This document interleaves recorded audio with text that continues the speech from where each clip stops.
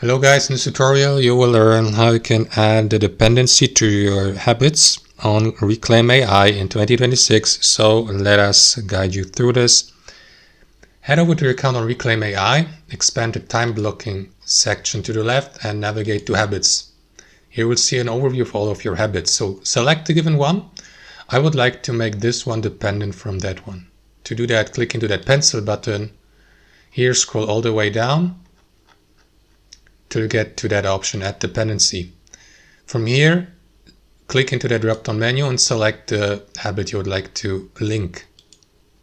And here to the left, select the type of relation, like before, after, or on different day then.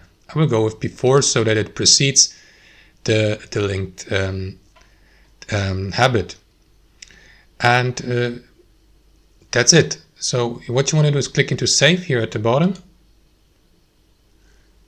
And now the given habit has been added as a dependency to this one here, guys. And you will see that also reflected in your calendar, in your meetings. So that's it. Thanks for watching and I'll see you next time.